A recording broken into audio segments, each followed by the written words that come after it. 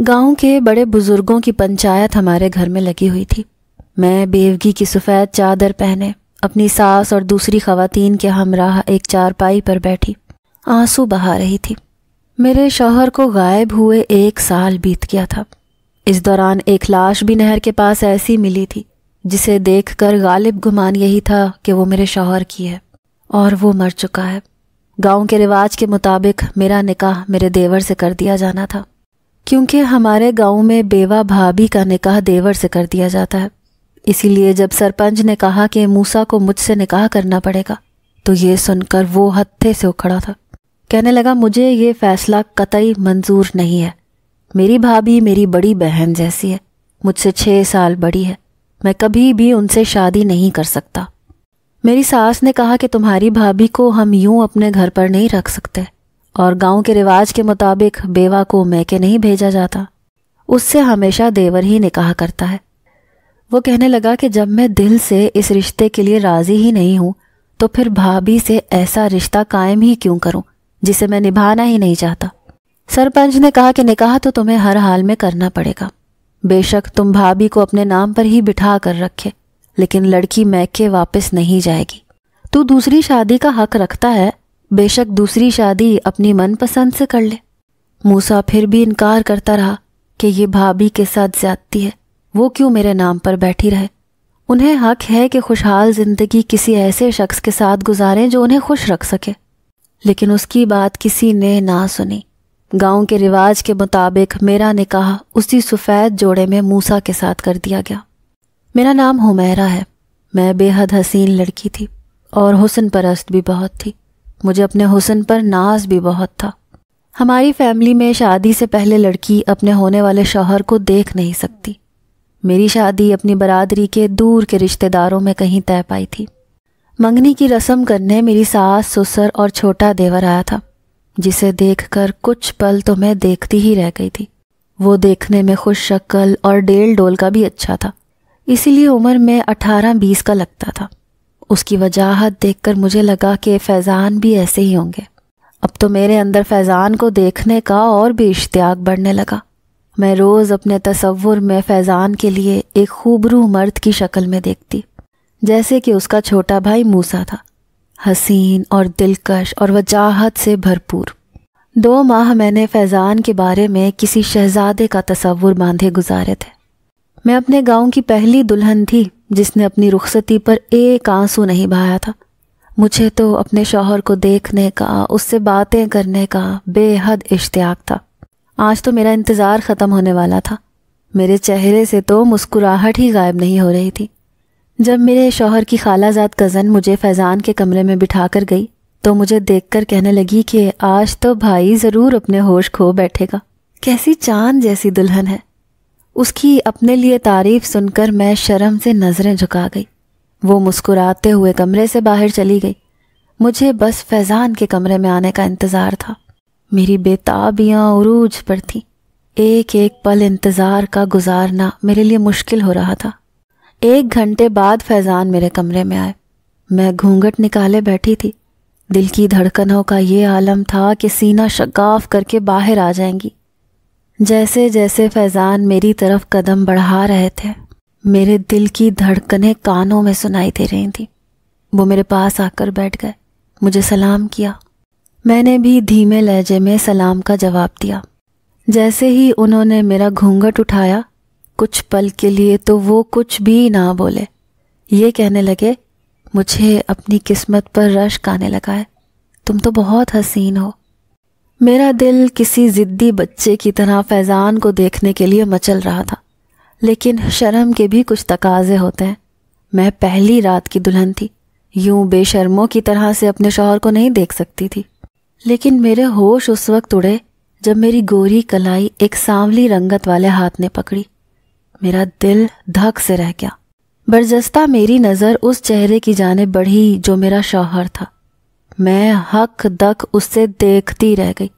وہ گہری سانولی رنگت کا نوجوان تھا، بھدے سے نین نقش، بالکل بھی خوبصورت نہ تھا، بلکہ ان نوجوانوں میں سے تھا جنہیں دیکھ کر میں حقارت سے اپنا رخ بدل جاتی تھی۔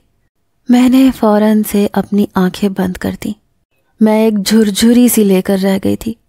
میں بھلا کیسے اس کے ساتھ زندگی گزار سکتی تھی جسے 2 منٹ دیکھنا بھی مجھے گوارا نہ تھا۔ مجھ جیسی حسن پرست لڑکی کے لیے یہ بات کوئی معمولی سی بات نہ تھی۔ میری تو دنیا ہی اجڑ کر رہ گئی تھی۔ ضبط شاید میرے بس کی بات نہ تھی۔ ٹپ ٹپ میری آنکھوں سے آنسو بہنے لگے۔ اس شخص کی سنگت کا سوچ کر ہی مجھے رونا آنے لگا۔ مجھے یوں آنسو بہاتا دیکھ کر فیضان وجہ پوچھنے لگے۔ میں کیا کہتی کہ آپ مجھے پسند نہیں ہیں، مجھے آپ کی شکل سے بھی نفرت محسوس ہو رہی ہے۔ میں نے کہا میرے سر میں بہت درد ہے۔ وہ میری بات سن کر فکر مند ہو گئے، مجھے ایک سر درد کی دوا دے دی۔ یہ رات میرے لیے کسی اذیت سے کم نہ تھی۔ ایسا شخص جسے میں دیکھنا بھی گوارا نہیں کر سکتی تھی، اس کے ساتھ شادی جیسا بندھن نبھانا مجھے ایک رات میں ہی بہت بڑی آزمائش لگا تھا۔ صبح وہ شخص بڑا خوش اور حشاش بشاش تھا۔ اس نے ایک حسین لڑکی کو پا لیا تھا، لیکن مجھے تو خود سے بھی گھن سی آنے لگی تھی۔ اس جیسے مردوں کو میں کبھی دیکھ بھی لیتی تھی تو حقارت سے تھوکنے لگتی تھی کہ آخر ایسے مردوں کے ساتھ بھلا کیسے کوئی لڑکی زندگی گزار سکتی ہے۔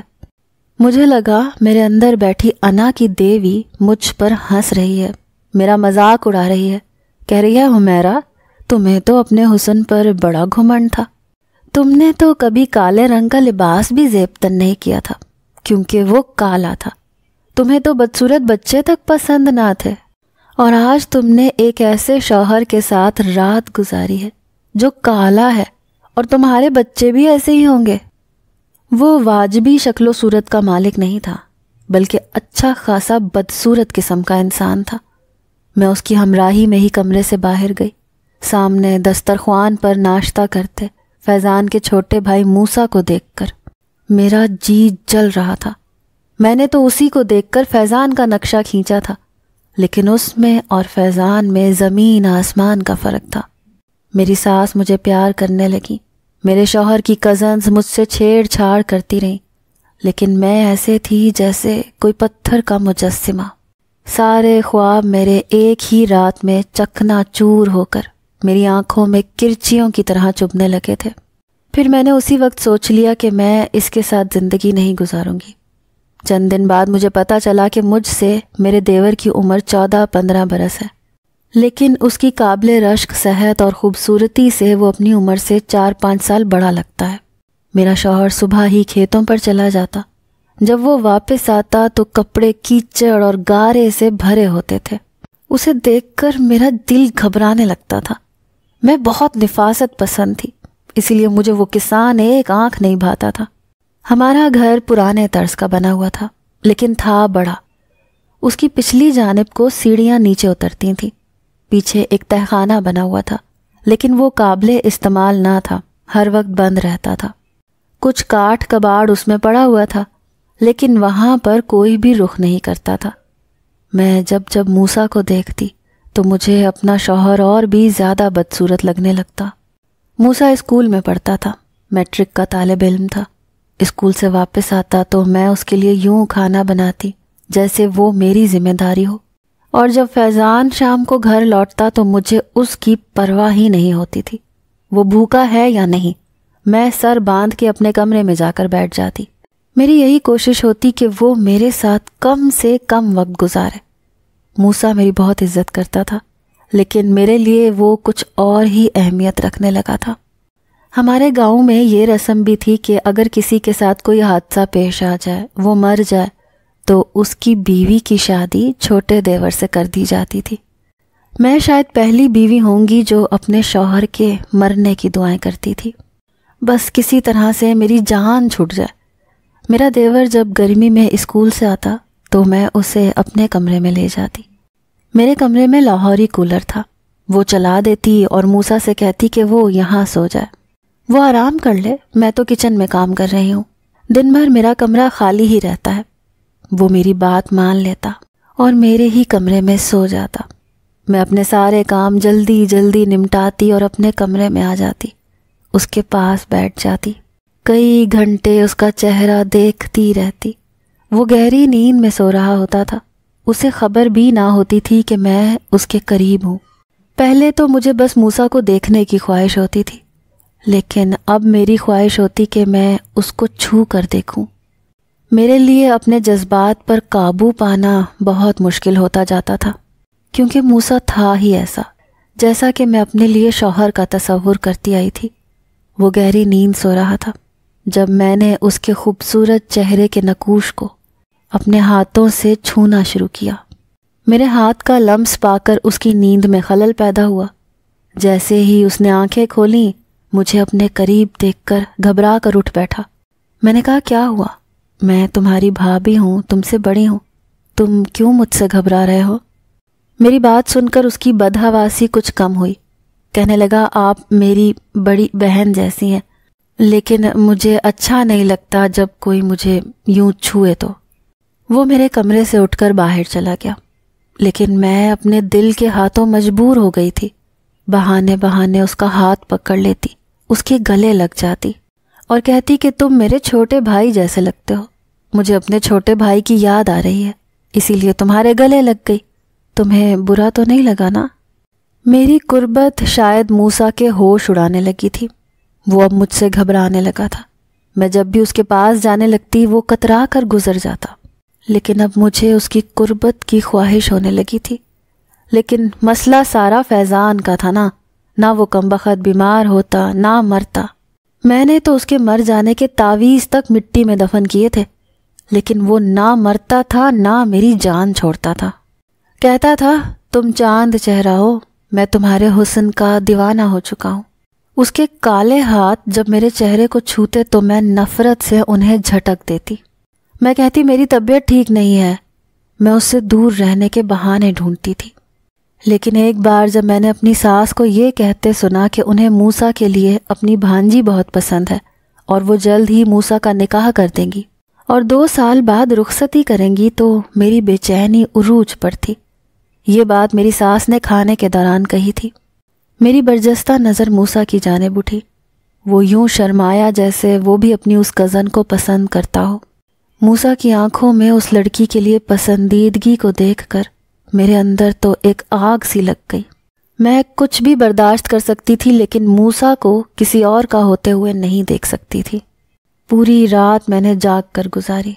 میرے اندر اٹھتے نفرت کے طوفان نے مجھے ایسے کام کے لیے اکسایا جو میں کبھی سوچ بھی نہیں سکتی تھی، لیکن موسیٰ کو پانے کا میرے پاس بس یہی ایک طریقہ تھا۔ میں نے رات کو فیضان کو جگائے رکھا، اس سے ادھر ادھر کی باتیں کرتی رہی۔ وہ میرے بدلے رویے پر بہت خوش تھا۔ کہنے لگا، روز تو تمہیں سونے کی جلدی ہوتی ہے، مجھ سے بات تک نہیں کرتی، آج کیسے اتنی دیر تک جاگ رہی ہو، مجھ سے باتیں بھی کر رہی ہو۔ وہ بے حد خوش نظر آ رہا تھا کہ میں نے اسے وقت دیا ہے۔ میں نے کہا، میں ابھی آتی ہوں۔ میں نے اس کے لیے گاجر کا حلوہ بنایا تھا جس میں میں نے زہر ڈال دیا تھا۔ میں نے وہ حلوہ فیضان کو کھلا دیا اور پھر میں نے کہا کہ فیضان، مجھے کمرے میں گھٹن ہو رہی ہے، ہم دونوں باہر چلتے ہیں، کھلی فضا میں چہل قدمی کرتے ہیں۔ فیضان تو میرے مہربان رویے پر حیران تھے، میرے ساتھ باہر آ گئے۔ چہل قدمی کرتے کرتے میں انہیں گھر کے پچھلی جانب لے آئی، پھر اس تہخانے کے پاس لے آئی۔ میں نے کہا، اس تہخانے میں کیا ہے؟ فیضان کہنے لگے، کچھ نہیں ہے، گھر کا فضول سامان ہے۔ میں نے کہا، میں نے آج تک یہ تہخانہ نہیں دیکھا، مجھے ابھی یہ تہخانہ دیکھنا ہے۔ فیضان کہنے لگے، یہ بھی کوئی دیکھنے کی چیز ہے؟ میں نے کہا، مجھے دیکھنا ہے فیضان۔ فیضان نے میری ضد پر اس تہخانے کا دروازہ کھول دیا۔ سیڑھیاں اتر کر نیچے آ گئے۔ اب ان کی طبیعت گھبرانے لگی تھی۔ وہ کہنے لگے، واپس کمرے میں چلتے ہیں، میں نہ جانے کیوں بہت گھبراہٹ ہو رہی ہے۔ میں نے انہیں کمرے میں دھکا دے کر زمین پر گرا دیا۔ وہ میری اس افتاد کے لیے تیار نہ تھے، اسی لیے زمین پر جا گرے۔ اب زہر ان پر اثر کر چکا تھا، انہیں سانس لینے میں دقت ہو رہی تھی۔ وہ بری طرح سے کھانسنے لگے، اپنا گلا پکڑنے لگے، کہنے لگے، مجھے سانس نہیں آ رہا، میرا دم گھٹ رہا ہے۔ میں نے کہا، اس لیے کہ میں نے تمہیں زہر دیا ہے، مجھے تم سے نفرت ہے۔ میرے گھر والوں نے تم میں نہ جانے کیا دیکھ کر میری شادی تم سے کر دی۔ تم اس قابل نہیں ہو کہ میں تم جیسے بدصورت شخص کے ساتھ زندگی گزاروں۔ اب وہ ہل جل نہیں رہا تھا، وہ مر چکا تھا۔ میں اس کی لاش وہیں چھوڑ کر اس تہخانے سے باہر نکل آئی۔ سب لوگ سو رہے تھے، میں بہت گھبرائی ہوئی تھی، مجھے اپنی حرکت پر ذرا بھی افسوس نہ تھا۔ میں اپنے کمرے میں آ گئی، مجھے لگا میرے سر سے ایک بوجھ اتر گیا ہے۔ اگلے روز جب میری ساس نے فیضان کے بارے میں پوچھا تو میں نے کہا کہ رات کو ان کے کسی دوست کا فون آیا تھا، وہ مجھے کہنے لگے میں کھیتوں میں جا رہا ہوں، تم آرام کرو۔ میری ساس کہنے لگیں کہ آج تک تو وہ کبھی بھی یوں آدھی رات کو باہر نہیں گیا۔ تو میں نے کہا کہ میں جھوٹ بول رہی ہوں۔ ہمارے گاؤں میں ایک نہر تھی، وہاں آئے دن کسی نہ کسی کے ڈوب کر مرنے کی اطلاع آتی رہتی تھی۔ اتفاق تھا کہ ایک خبر وہاں سے بھی آ گئی کہ نہر سے ایک شخص کی لاش ملی ہے، لیکن اس کا چہرہ پہچانا نہیں جا رہا۔ جو لباس اس نے پہنا تھا، میں نے جب اسے دیکھا تو کہہ دیا کہ یہ تو فیضان ہے۔ فیضان کی موت کی خبر نے تو گھر پر کوہرام سا مچا دیا۔ سب رو رہے تھے اور میں رونے کا ڈرامہ کر رہی تھی۔ سب کو لگ رہا تھا کہ مجھے بہت دکھ ہوا ہے، لیکن میرے اندر تو جیسے بہت بڑا بوجھ سرک گیا تھا۔ میں عدت کے لیے ایک کمرے میں بیٹھ گئی۔ میری ساس کی بہت بری حالت تھی، بیٹے کا غم ان سے برداشت نہیں ہو رہا تھا، وہ بار بار غشی کھا کر گر جاتی۔ موسیٰ پر ساری ذمہ داری آ چکی تھی، اس نے پڑھائی بھی چھوڑ دی، اسے فیضان کا بھی بہت دکھ تھا۔ میری عدت ختم ہوتے ہی میں کمرے سے باہر آ گئی۔ بہت سے لوگوں کا یہ بھی خیال تھا کہ فیضان کا انتظار کر لینا چاہیے۔ میں جان بوجھ کر موسیٰ کو دیکھ کر رونے لگتی، فیضان کو یاد کرنے لگتی تاکہ اس کی ہمدردی حاصل کر سکوں۔ وہ مجھے تسلی دیتا کہ آپ پریشان نہ ہوں۔ 1 سال بیت گیا۔ اس کے بعد جب یہ یقین ہو گیا کہ وہ لاش فیضان کی ہی تھی تو اب پنچایت بیٹھ چکی تھی۔ گاؤں کے رواج کے مطابق موسیٰ کو مجھ سے نکاح کرنا پڑے گا۔ یہ بات سن کر موسیٰ نے انکار کر دیا، کہنے لگا میں انہیں اپنی بڑی بہن سمجھتا ہوں، لیکن وہ لوگ کہنے لگے کہ بھابھی کو تو تم اپنے نکاح میں ضرور رکھو گے، چاہے بعد میں اپنی مرضی سے نکاح کر لینا۔ نکاح کے بعد موسیٰ مجھ سے اور بھی زیادہ کترانے لگا، حالانکہ میں اس کی قربت کی متمنی ہونے لگی تھی۔ میں اس کے سارے کام کرتی۔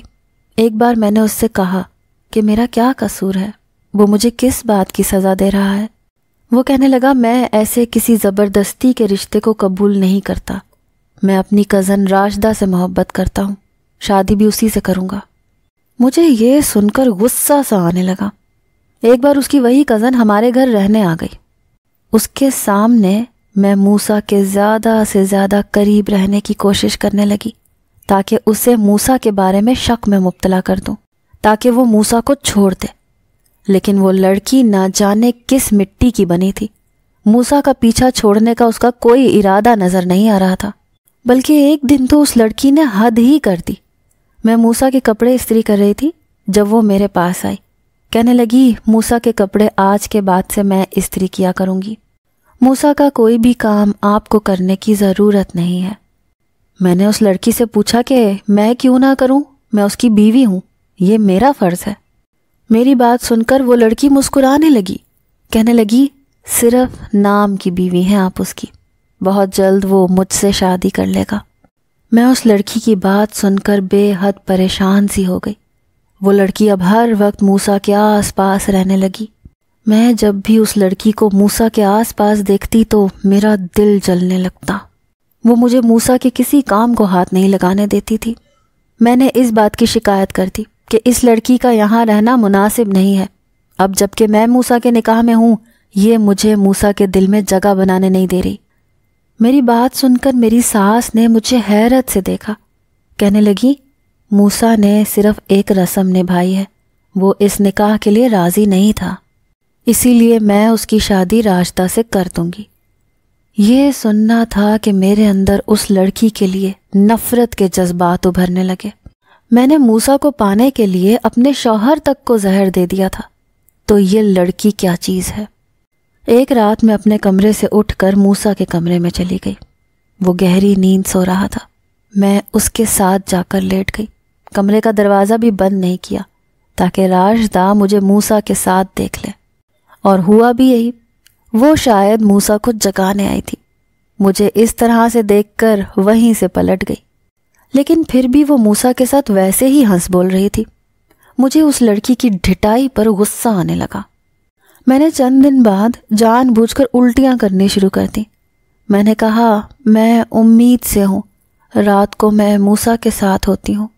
میری اس بات پر وہ لڑکی مجھ سے لڑنے لگی، پھر موسیٰ سے کہنے لگی کہ وہ اس سے شادی نہیں کرے گی کیونکہ وہ یہ برداشت نہیں کر سکتی کہ موسیٰ 2 بیویوں کو ایک ساتھ رکھے، یا تو وہ اسے چھوڑ دے یا مجھے چھوڑ دے۔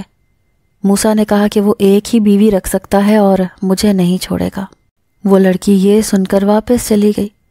ایک دن موسیٰ نے مجھ سے کہا کہ وہ میرے ساتھ زندگی گزارنا چاہتا ہے۔ میری خوشی کی تو انتہا نہیں رہی، میری خواہش پوری ہونے جا رہی تھی۔ میں نے رات میں خوب سجا سنورا، پھر موسیٰ میرے کمرے میں آیا۔ اس نے ایک رومال سے اپنا منہ چھپا رکھا تھا۔